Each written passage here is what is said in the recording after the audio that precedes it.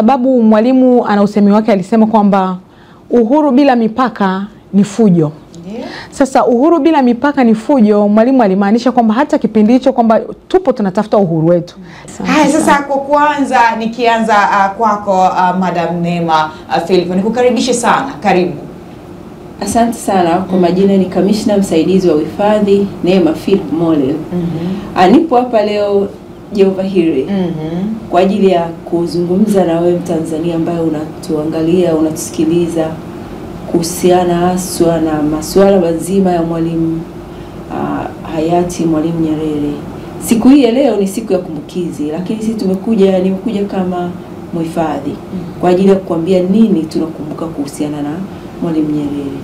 Zaidi niseme Mwalimu Nyerere kwetu sisi ni mhifadhi wa kwanza. Kwa nini ni mhifadhi wa kwanza?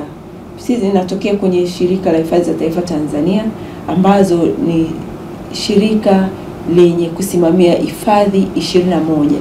Hizi hifadhi zina chimbuko, na chimbuko la kuwa na hifadhi hizi au maliasili hizi leo hii ni kwa ajili ya Mwalimu Nyerere. Kwa hiyo hifadhi za taifa zinaendelea kuzitunza, na leo tunasema kwa ajili ya kumwenzi. Tunakumbuka mengi aliyofanya, mengi aliyoandaa ambayo leo hii tunaziona zikiendelea, ikiwepo ni hifadhi hizo za taifa ambazo bado zinaendelea kulindwa. Na Mwalimu Nyerere kwenye Arusha Manifesto alizungumza mambo mengi kuhusiana na namna ya kulinda hifadhi hizi, namna ya kulinda maliasili zetu. Lakini alisema maliasili zetu hizi tutazilinda sisi wenyewe, na tutazilinda kwa sababu zitatusaidia sisi leo tukiwa hai leo, lakini na kwa ajili ya maisha ya kesho ambayo ni ya vijukuu na vijukuu watakaokuja kwa miaka mingi inayokuja. Kwa hiyo alianza kulinda yeye, akazisimamia na kufanya sisi tuweze kupiga hatua leo hii. Na leo hii tunaendelea kusemea hifadhi za taifa na maeneo mengine yote yanayolindwa ni kwa ajili yake. Pasipo yeye leo tusingekuwa na kumbukizi hii ya kuzungumzia masuala mazima ya uhifadhi. Kwa hiyo hifadhi hizi ziko kwa ajili yako wewe Mtanzania. Na sisi kama hifadhi za taifa au kama shirika limefungua app ambayo inaitwa Tourism app, ambayo ukiingia ukidownload kutoka kwenye Google Store itakupeleka kuona na kujua vivutio vilivyoko kwenye maeneo ya hifadhi, lakini inakufanyia urahisi wa wewe kuweza kuingia na kulipa, kuweza kuingia na kutazama wapi unataka kwenda, kuweza kuingia na kuona nini alifanya mwalimu kuhusiana na maeneo ya hifadhi. Kwa hiyo niwakaribishe Watanzania wote, niwakaribishe Jehova Hire. Ninaamini Jehova Hire wote mko mkisikiliza, mkiangalia kwenye TV, mkiona nini kinaendelea.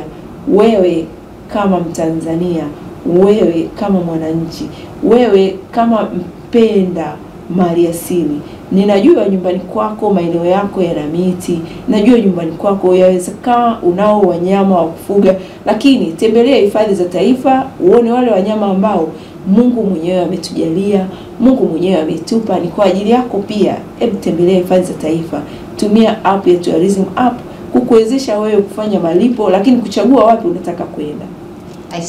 Umeelezea kwa uzuri kabisa, na tumaini wewe ambao unatazama sasa hivi kuna vitu utakuwa umevipata kutoka kwa Madam Neema. Kumbe mwanzilishi wa hivi vitu ni baba wa taifa Mwalimu Julius Kambarage Nyerere.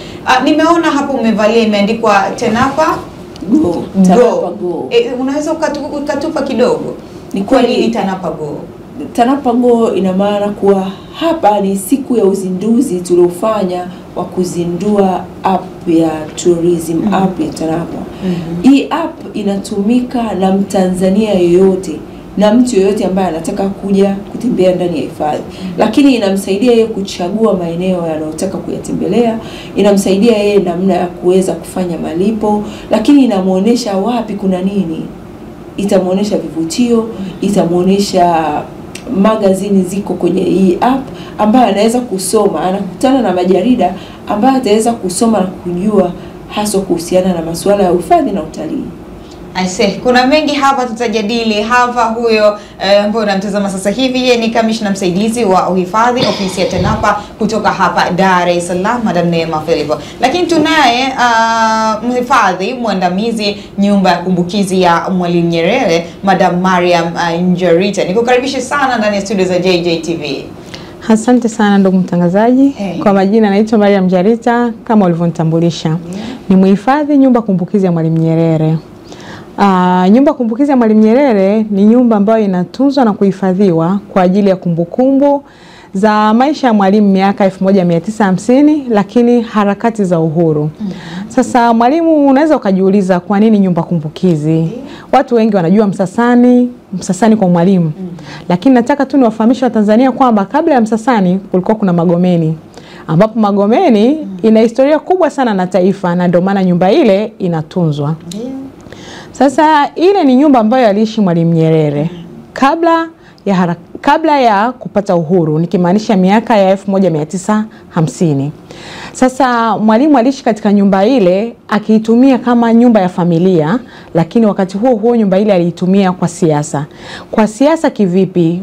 Watanzania ambao walikuwepo kipindi hicho walikuwa wakiona mikutano ya hadhara ikifanyika Mnazi Mmoja au Magomeni Mapipa kule, lakini nataka niwafahamishe leo kwamba nyumba ile ina siri kubwa sana, kwa sababu baada ya mikutano ile mikubwa, mikutano midogo ile ya majumuisho au vikao vya siri vilikuwa vikifanyika katika nyumba ile, ambapo laiti leo sebule ile ingeweza kuzungumza, huenda ingetuambia mengi sana ambayo yalijadiliwa katika mbinu za jinsi gani wangeweza kumtoa mkoloni. Kwa hiyo leo inapokuwa ni miaka 26 ya kumkumbuka Mwalimu, tunamkumbuka katika mambo mengi. Kwanza tunamkumbuka kwa yale makubwa aliyofanya katika taifa. Kujitoa. Mwalimu alijitoa, alidiriki hata kuacha kazi yake ya ualimu ambayo alikuwa akilipwa na kwenda kwenye siasa ambayo ilikuwa haina malipo, lakini ule ulikuwa ni uzalendo na alijua kwamba anafanya kwa ajili ya taifa lake. Kwa kweli katika hili tunatakiwa tumwenzi Mwalimu katika upande wa uzalendo. Lakini tunamkumbuka Mwalimu katika nyanja zingine, nyanja za uhifadhi, utamaduni, elimu, kwa sababu kote huko Mwalimu alitusimamia na kutujengea misingi bora. Sasa tunakoendea katika miaka 26, tunamkumbuka Mwalimu pia katika upande wa amani, kwa sababu Mwalimu ana usemi wake, alisema kwamba uhuru bila mipaka ni fujo. Sasa uhuru bila mipaka ni fujo. Mwalimu alimaanisha kwamba hata kipindi hicho kwamba tupo tunatafuta uhuru wetu, lakini hata tutakapoupata una mipaka yake, na utakapokuwa huru mpaka ukavuka mipaka ile inakuwa ni fujo. Ndio maana hata baada ya uhuru nchi imekuwa na taratibu na sheria za kufuata. Kwa hiyo tunatakiwa tumwenzi Mwalimu kwa kuendelea kufuata taratibu na sheria za nchi, ili ile amani ambayo Mwalimu aliileta ikaendelee kudumu. Kwa hiyo mimi nawataka Watanzania kwamba katika hii miaka 26 tuendelee kudumisha amani, ikiwa ni sehemu kubwa ya kuenzi yale ambayo Mwalimu alituletea katika taifa letu la kuanzia Tanganyika hadi Tanzania.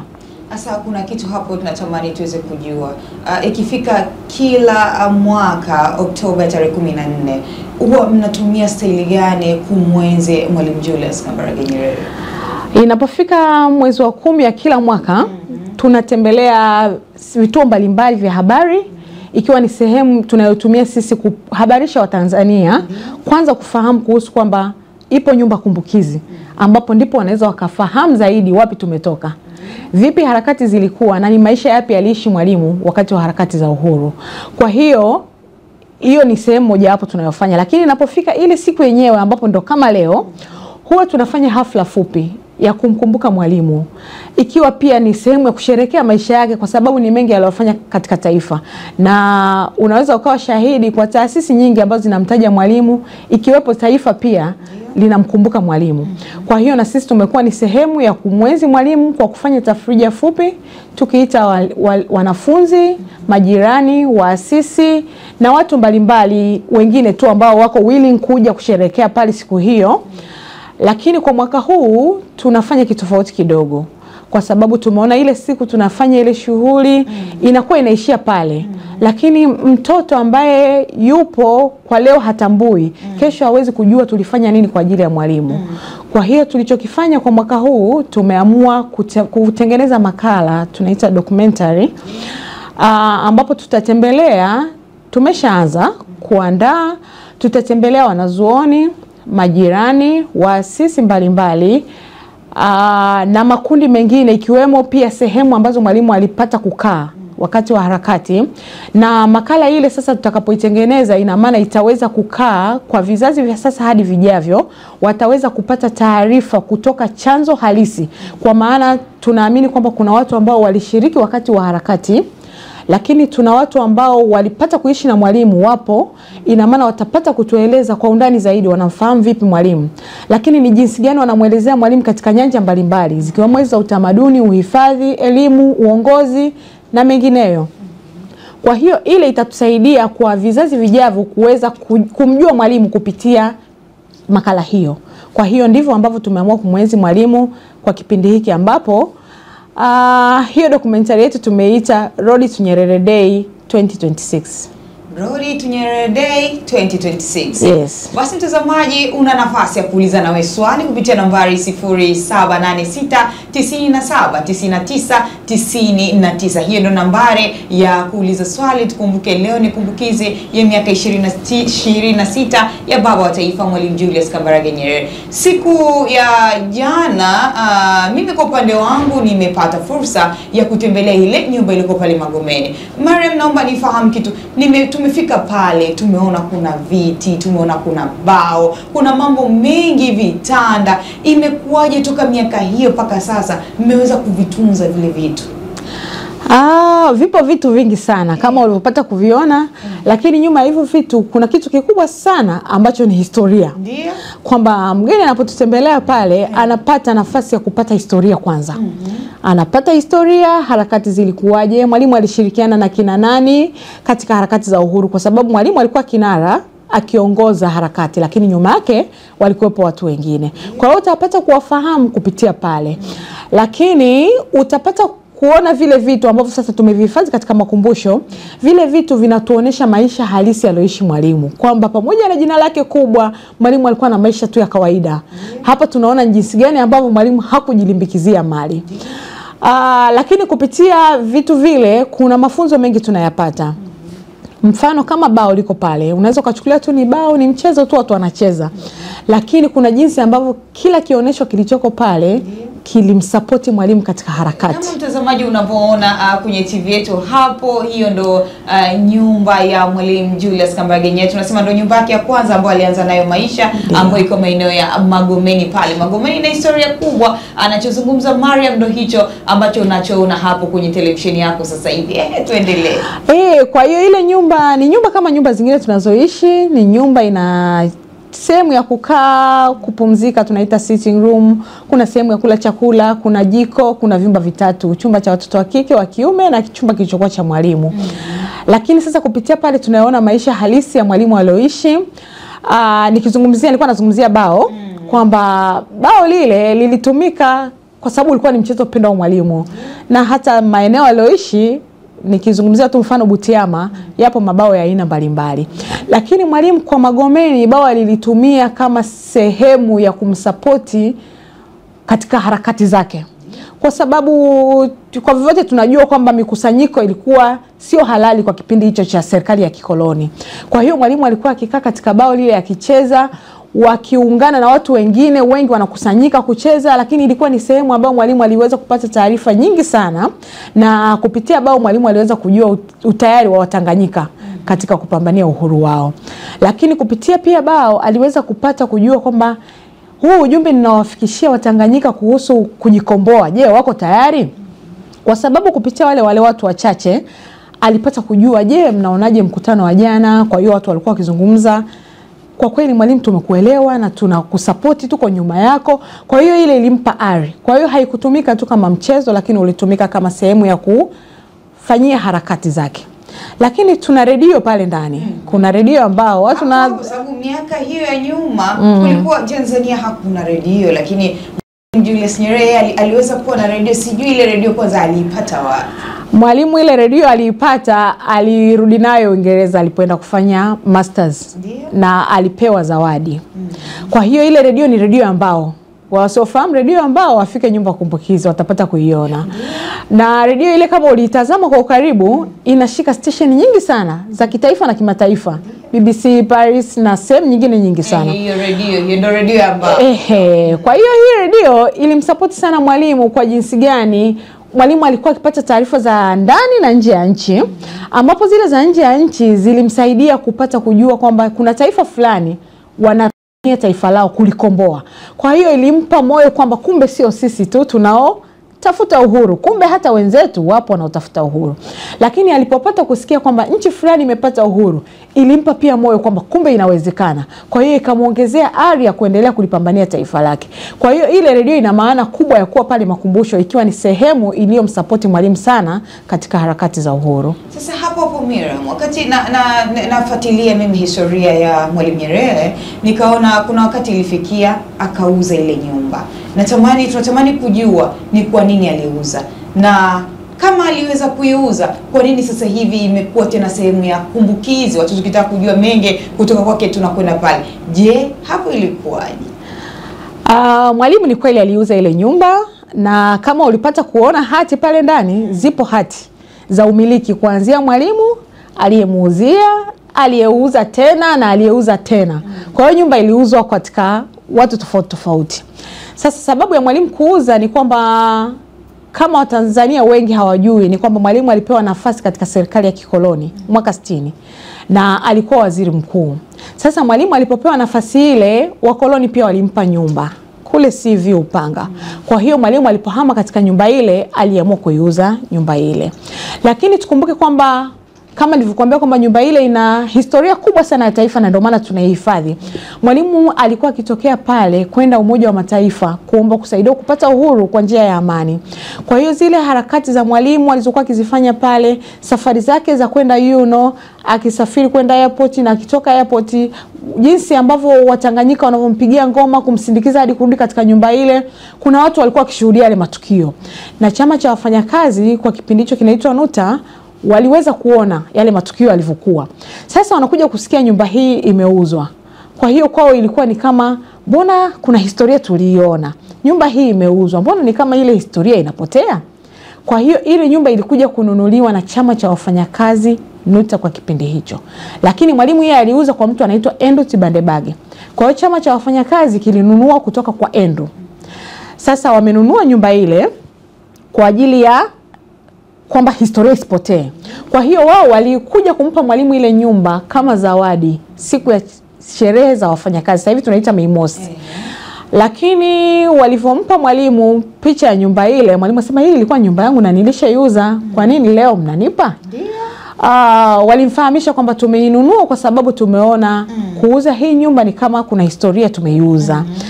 Basi Mwalimu tunarudi pale kwenye uzalendo. Kwamba sasa kama mmenunua nyumba hii kwa ajili ya kutunza historia, wapeni wenye dhamana ya kutunza historia.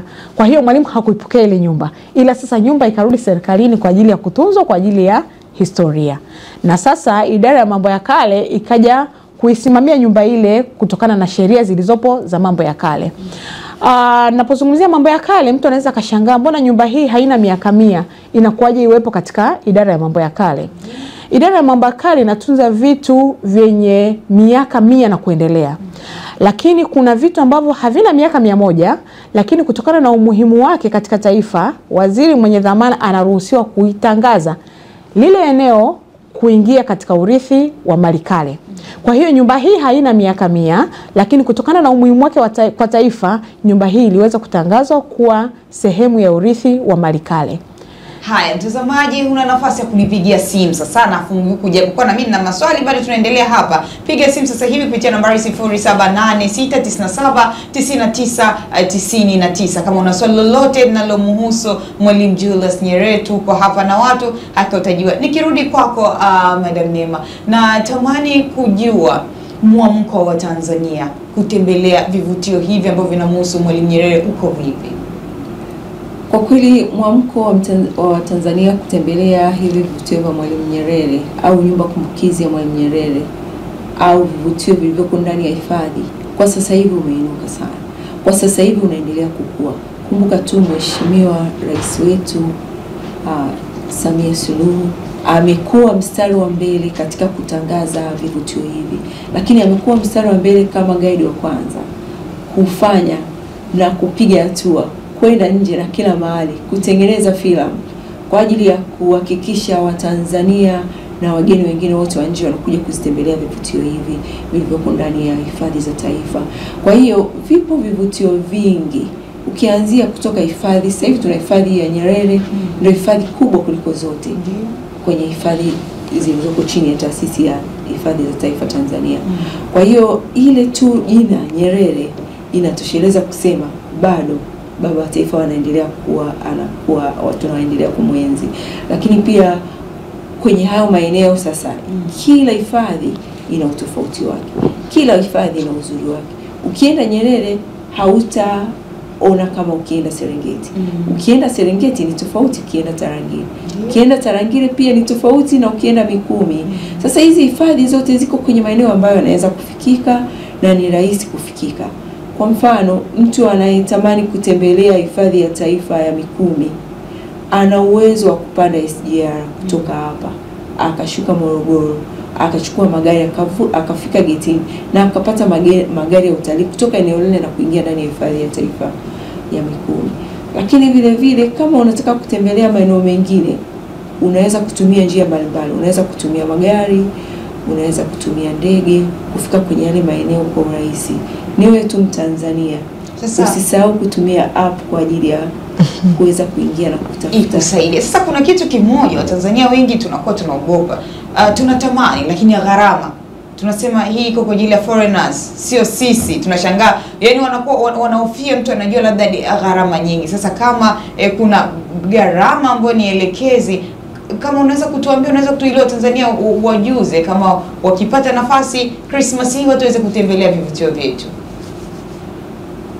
Mimi niseme tu kwa kweli gharama za kuingia ndani ya hifadhi ni nafuu sana kwa Mtanzania. Ni tofauti kabisa na gharama ya kuja mgeni kutoka nje ya nchi kuja kutembelea hifadhi zetu. Tukilinganisha gharama anayolipia mgeni kwa Mtanzania ilionekana kuwa ni gharama ambayo Mtanzania asingeiweza kulipa. Kwa mfano, ukienda hifadhi ya taifa ya Tarangire unalipa dola 45. Ni tofauti na Mtanzania analipa 11,800. Hapo ameongeza na VAT. Ni pamoja na VAT. Kama amelipa bila VAT angelipa 10,000 tu. Lakini utaona kwa namna ilivyo nyepesi kwenda. Lakini hifadhi si zote zinalipa 11,800. Kuna hifadhi unaweza kutembelea unalipa 5,900. Kwa mfano, ukienda hifadhi ya taifa ya Kisiwa cha Sanani, utalipa 5,900 tu na kuingia ndani ya hifadhi. Na hifadhi zingine za kusini utalipa 5,900. Mfano, umeenda Burigi au umeenda Ibanda Kerwa. Hizo hifadhi ni rahisi kulipa. Lakini tunaendelea na wadau mbalimbali wanaendelea kuhamasisha Watanzania kwa ajili ya kutembelea hizo hifadhi kwa makundi. Ukienda kwa makundi ni rahisi kwa sababu kama mkichukua gari mtashirikiana gharama za gari. Lakini kila Mtanzania atalipa ile 5,000 yake kama kiingilio. Wewe ni kutafuta tu gari na kuunda kundi kwa ajili ya kwenda kwa pamoja ili kuweza kupunguza ile gharama ya kukodisha gari kwa mtu mmoja peke yake. Kwa hiyo niseme kwa Mtanzania una uwezo kabisa, tusijikatie tamaa, tuna uwezo wa kufika hifadhi zetu za taifa na kuzitembelea. Kumbuka kuwa hata mgeni anayetoka nje ya nchi kuja Tanzania hajipangi kwa siku moja. Atachukua siku zaidi ya moja kwa ajili ya kupanga